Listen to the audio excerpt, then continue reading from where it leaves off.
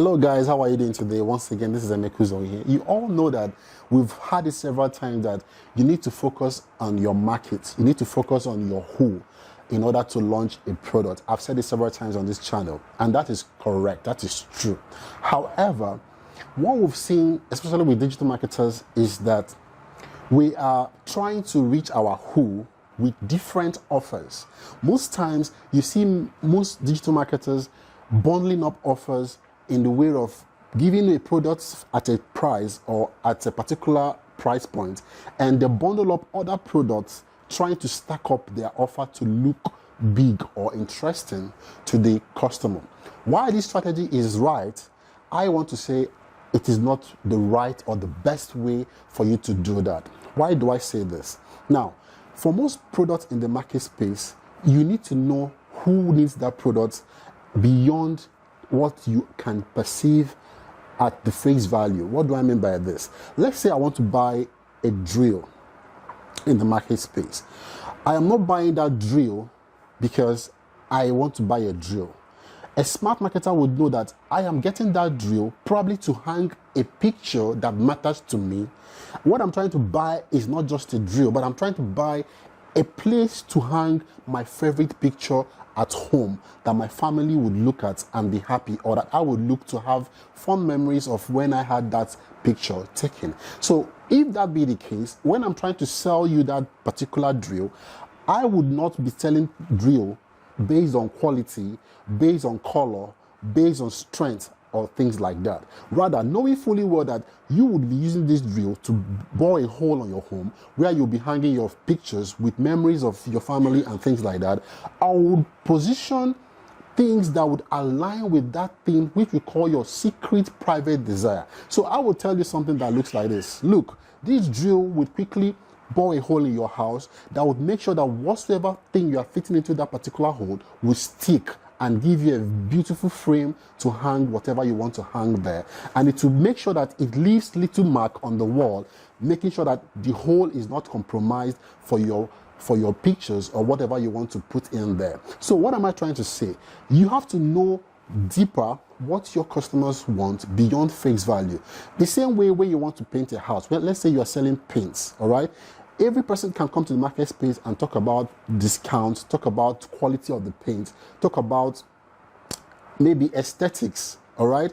But deep down, the person who wants to paint his or her house has a secret private desire that they have in mind coming to you to buy a paint. And if you know that, you would know that either this person is coming because he wants to paint his house so that his house looks finer than every other house in that particular neighborhood. Perhaps he wants to establish an authority in his neighborhood, telling people that he is rich or that he has a taste for class. Now, how would you know all this? You are not a spirit, neither are you a ghost or a magician to know what is in the mind of a customer. One way to do that is to create a profile of your would-be customer. And how do you do that? You do that by asking questions.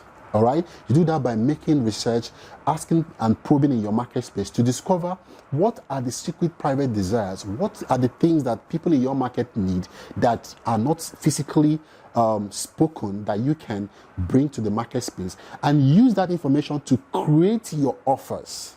Use that information to do what? Create your offers. Now, once again, if you know these things, they would help you to build your offer in a way that resounds or resonates with your target customer. Now, what we see in the market space is that most people, when they come to the market, they are only particularly interested in the location of their business, and they don't pay attention to the demographics of their market. They don't even go further to look at what we call the psychographics of their market, and that is why they are not able to see beyond the basic needs that a market could provide to its audience or to its target customers. For example, if you know your customers' demographics, their age, their marital status, their earnings, and religion, you would be able to know what to do that would not hurt or, scare them. If you know this, you will know what age range that needs your product. You will know what kind of religion that does not tolerate your product. For example, those of us who are Muslims, they don't tolerate pork. They don't listen. They don't hear anything that has to do with pork. All right. In the north too, their dressing is more They dress with light colors, for example. So if you take dark colored materials to the north to sell, in the northern part of Nigeria, for example, you are most likely not going to sell much because those people dress with lighter materials, as you can see from their dressing. Now, that is one way religion, knowing your customers' demographics, would help you. In the eastern part of Nigeria, for example, we dress down on the darker shades of gray, black, and all that, because most of us do strenuous things that requires us to absorb some kind of dirt along the way as we walk. So we are not given to wearing what? Light clothing as it were. So this is one way your demographics will shape what kind of offer you want to bring to your market space. Now you take it a notch further by looking at your psychographics. What are the habits of your market? What are the values that your market appreciates? What are their spending habits? If you know all this, that would help you to inform what kind of offer, or to decide what kind of offer you bring to the market space that will resonate with your customer beyond what every other person is seeing. Gone are the days of 2% discount, 5% discount, clearance sales. Those things don't bite. But if you know deep down what are the secret private desires of your customer, of your market, you'll be able to design offers that would sell the widgets that you have better than your competitors. So in a nutshell, what am I trying to say? I'm trying to say it is better you know your customer, build a profile on them, have an avatar of your customer, and build your offer around the perceived needs that you found out, because you know their demographics, because you know their psychographics.